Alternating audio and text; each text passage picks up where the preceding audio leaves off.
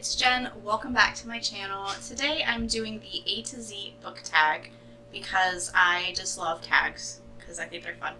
So I'm just doing a lot and I like them. Oh wow. So this one was first done by Perpetual Page Turner, I believe, which was like a website. But I saw this from Books and Lala, so I will put her video. So these are just like a question for each letter of the alphabet, pretty much. So let's just get started. So the first one is an author you've read the most books from. So the author that I've read the most from is Tamora Pierce. This one I haven't read yet. I'm getting to it. But I've read pretty much everything she's written. So I've read The Trickster's Duet, Protector of the Small Quartet, The Immortals Quartet, The Song of the Lioness Quartet, and she doesn't even have the list. She also has a series called The Circle. So I read The Circle and The Circle Opens, or the first two. I don't remember what they were really called, but I read the first two quartets. Yeah, so I've read, let's see, 1, 2, 3, 4, 5, 6, 7.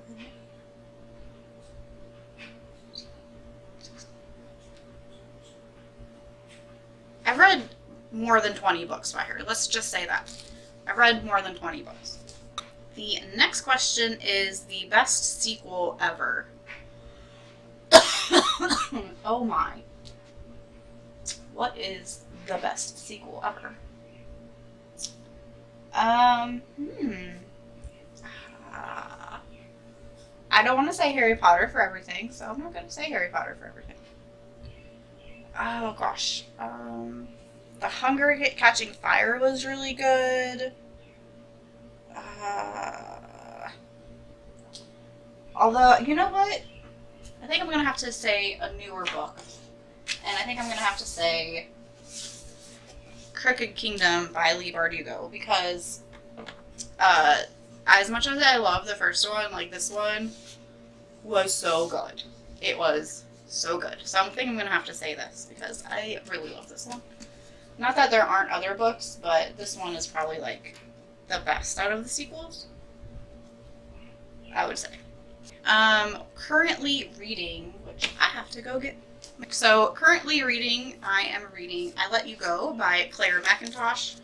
It's a mystery thriller about a woman who, her 5-year-old was killed in a hit and run. So it has her perspectives alternating with the detectives involved, and we're finding out, I guess, who did it.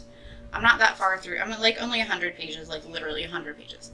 And it's just okay so far. Like, I've been slogging through it a little bit. I just haven't had a lot of time to read it. So, currently reading. Next is drink of choice while reading. In the winter, I like to drink hot chocolate. Otherwise, whatever, like water, soda, juice. It doesn't really matter to me. I don't have anything that I really prefer to drink while I read. E-reader or physical book? Physical book. I don't like e-readers. I don't like reading books on my phone. Like, I just don't like it. I like to have a physical book. I just don't like reading on my phone. Fictional character you probably would have actually dated in high school.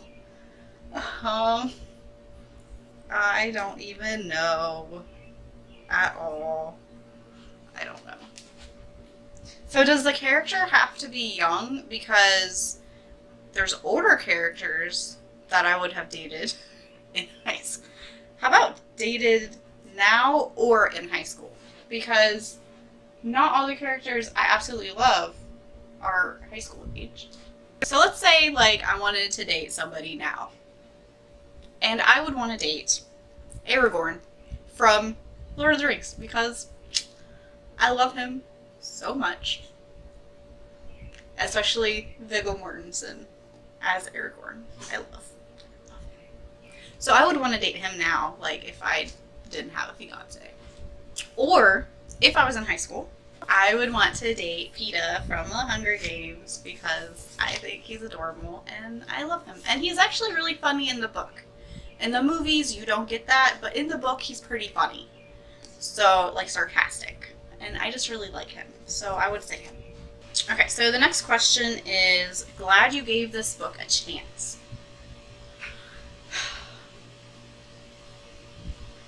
Oh gosh, I don't know. Like, I'm glad I gave all my books a chance because I like my books. Like, all the books that I've read and liked, I'm glad I gave them a chance.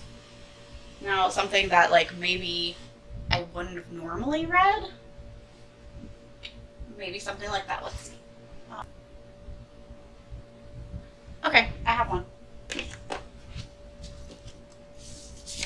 So I ended up giving this book 5 stars. I absolutely loved it when I read it this year.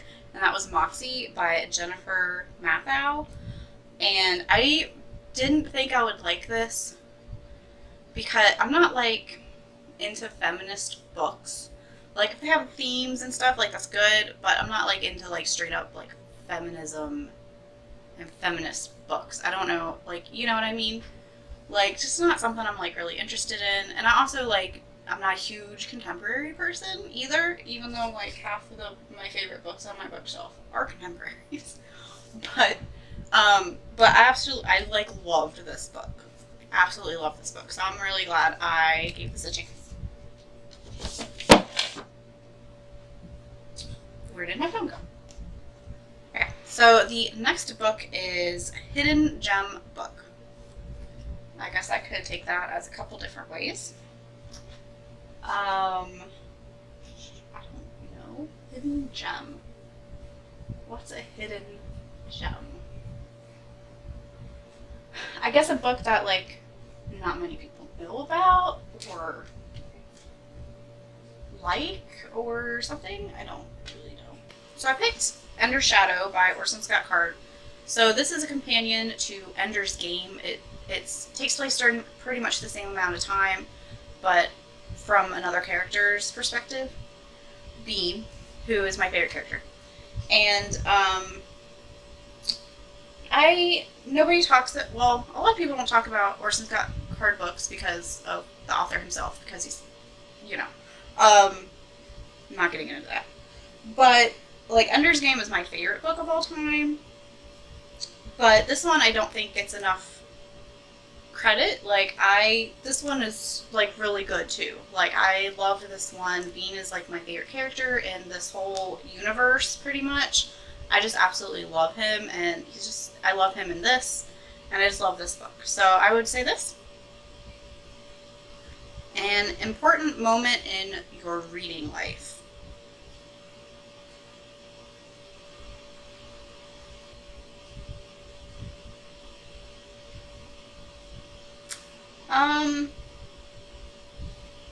I don't know. I've been reading since I could read. I don't know if I had, like, an important, like, I didn't have anything that, like, really got me into, like, reading. Like, I've just always read.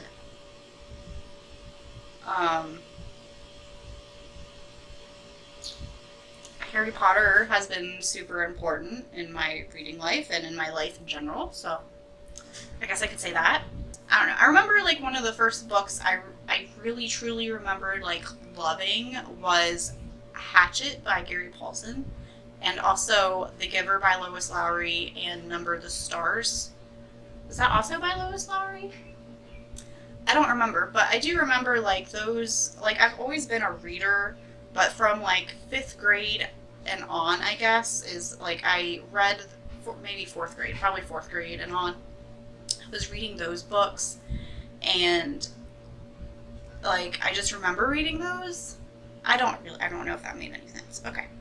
A book that I just finished. So I don't have a physical copy because I listened to it on audiobook, and that was The Girl on the Train by Paula something. What was her name? Yeah, so Girl on the Train by Paula Hawkins was the last thing I read. I finished it yesterday. At work, and I gave it 3 stars. Kinds of books you won't read. I never go in the romance aisle in a bookstore. I do not want anything that's straight up romance.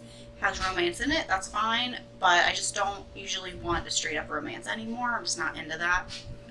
Now a lot of the contemporary books that I've read, like there's definitely like romance in them, but there's also like usually a lot of other stuff going on because they're, you know, coming of age and like just stuff like that. So I don't consider them like romance because there's a lot of other stuff going on. But I just like will not read a romance. I won't really read a Western. I won't read. That's probably it. Romance and Westerns. I'm not really into urban fantasy anymore. I'll pick up one once in a while if it sounds good, but I think the only urban fantasy I like and have been reading is the Cassandra Clare books, which I consider them like urban fantasy, I guess. But so I'd say those. Longest book you've read? Ooh. I don't know. I guess I'm gonna have to say like Harry Potter, because I'm gonna say whichever Harry Potter book is the longest, which I think it's the 4th or 7th. This one? I don't know. Whichever Harry Potter book is the longest, that's probably the longest book that I currently still have. I'm gonna say Harry Potter, whatever the biggest Harry Potter book is, because I think I've probably read stuff bigger than that, but I don't have them anymore. So I either didn't like them or I just didn't feel like I was going to reread them. Major book hangover because of... Oh, man. A book hangover. Okay, so I have 2 for this. I have 2. So. One is The Perks of Being a Wallflower by Stephen Chbosky. Like, I could not read a book after this for a while just because how this affected me. And the same also with The Fault in Our Stars by John Green. Both of these books, like, affected me a lot. They also kind of, I don't want to say changed my life, but they were, like, just really important for me and some of the things that happened in them, and just in life in general, like, just really, like, I felt when I read these books. And I could not read anything, like, after both of these for a while, just because I was still kind of in that headspace. So I would say these 2. Okay, number of bookcases you own. Let's go on a little tour. Okay, we're gonna go on a tour. And that's what they are. This is pretty much my series shelf, well, my Harry Potter shelf, and then I have my Star Wars shelf and 2 series. My other series shelf are this one and this one. This is my favorite shelf. There's another Harry Potter shelf. I have my poetry and classics. I have like young adult. I have more poetry, autobiographies, children's books, etc. This is one TBR shelf. This is just like a miscellaneous shelf. And then these are all my TBR shelves. So I have this shelf, most of that, those 2, well, some of that one, some of that is not. And then these 2 down here. This is my mythology shelf, and that's my fiance shelf. So I have those. And then this is my nonfiction shelf. So these are going to be all my history books. I have my Tudor era and Revolutionary War. I have my World War II, pretty much all of that. And then I have like just miscellaneous stuff right there. And then I have over here, these are art books. And then these are my school books that I refer to for my master's. And let's go on a tour of my other bookshelves because I have a couple. So the one in the dining room is my cookbooks. So I have this one. And then like down here I have my magazines, and like all these are wedding magazines. And then I have, this is a bookshelf, but there's no books. These are all like my movies and TV shows and stuff like that. And then I have this. I have like audiobooks up here and then games, but it's still like a bookshelf pretty much. And then I have some down here. These are all my Broadway books. So there's a little tour of my bookshelf. So how many is that? 1, 2, 3, 4, 5, 6, 7, 8, 9. So like 10, but not all of them are totally books. So that's what I have. So let's get back to this. If I can get you in. There we go. Okay. So there's a little tour of my bookshelves. I will probably do a more in-depth tour eventually. Who knows when. Alright, so one book you have read multiple times. Again, Harry Potter. But other than that, I've read a lot of books multiple times. But the book that I've read the most is going to be, and I already kind of mentioned it, Ender's Game by Orson Scott Card. Like I said, my favorite book ever. I've read this every summer pretty much since I first read it when I was 11. 11, I think, is when I first read this book. So I've read it pretty much every single summer. And I really need a new copy because it's all gross. But preferred place to read, I like to read on the couch. Simple as that. Quote that inspires you, gives you all the feels from a book. And that quote would be, "It does not do to dwell on dreams and forget to live," by Dumbledore in Harry Potter and the Sorcerer's Stone. That's always been, I don't know why, but that one's always been my favorite quote, because I do that, dream a lot, in my head a lot, reading, and I can't forget to live, so. Reading regret. Oh man. Throne of Glass series by Sarah J. Maas. I'm not going to say any more than that. 3 of your all-time favorite books. Okay. I already showed you 3 of them already, so let me show you 3 different other ones. So, 1, 2, 3. Okay, so 3 more of my other all-time favorites were Fault in Our Stars, Perks of Being a Wallflower, and Ender's Game. Another 3 is Simon vs. the Homo Sapiens Agenda by Becky Albertalli, Ready Player One by Ernest Cline, and Timeline by Michael Crichton. The next one is Unapologetic Fangirl 4. Harry Potter. Literally that's my biggest, fangirly thing is Harry Potter. So, I could also say Star Wars, because I do have a lot of Star Wars books. But Harry Potter. Literally Harry Potter. Very excited for this release more than all the others. I'm super excited for Becky Albertalli and Adam Silvera's new book, which I don't remember what it's called. What is it called? Oh, What If It's Us by Becky Albertalli and Adam Silvera. I'm super excited for that. I loved all of Becky's books. I haven't read any of Adam Silvera's books yet. I do have 2 of them. I just haven't gotten to them, but I'm really excited for this book. I think it's going to be awesome. Okay, the next one is Worst Bookish Habit. And I don't know if this is to other people this would be unthinkable, but I bend the spines and I turn down pages, dog-ear pages and stuff like that. To me, that means it's well loved. That doesn't bother me at all. It is a well-loved book. I even have books with food in them. My Harry Potter one specifically, I have Cheeto crust, like Cheeto marks in them, and chocolate, because that's what I read when I read them.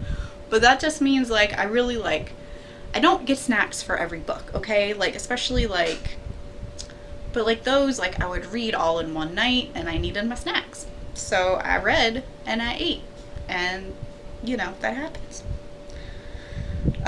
So to me, it's not like a worst habit, a bad book habit. It just means that those books are being well loved by me, because that's how I love them. Okay, X marks the spot. Start at the top left of your shelf and pick the 27th book. Okay, this was 30 because I did this the other day. So 30, 29. Oh gosh. I like can barely reach that shelf. Okay, so the 27th book is The Canterbury Tales by Chaucer. And yeah, I like poem, like poetic verse and everything, so I've always liked this. I didn't mind learning about it, like I liked it.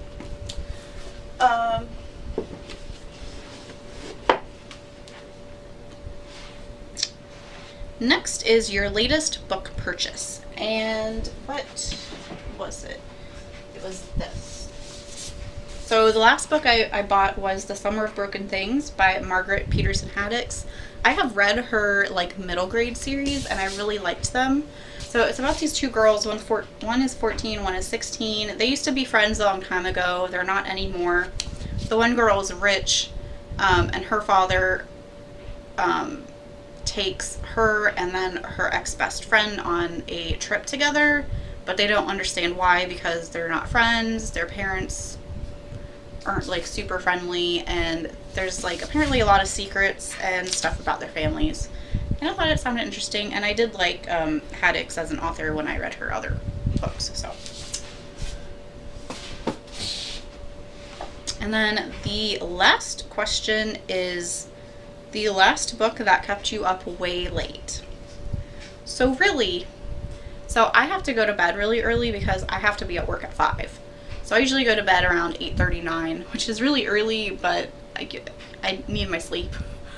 But I think the last book that I like read like way past my bedtime, and it was probably like 12 o'clock, 1 o'clock when I read it, was I'm thinking it was Frat Girl by Kylie Roche, because I remember I finished this when I was in bed. And I'm pretty sure it was like really late when I finished it, but it was just really cute and I really liked it, so I had to keep reading it. Well, that was the A to Z book tag. Thanks for watching. Hopefully you enjoyed, and if you did, go ahead and like and subscribe, and check me out on Goodreads and Instagram. I'm on both of those as Jenna Elise, and I will see you guys later. Bye!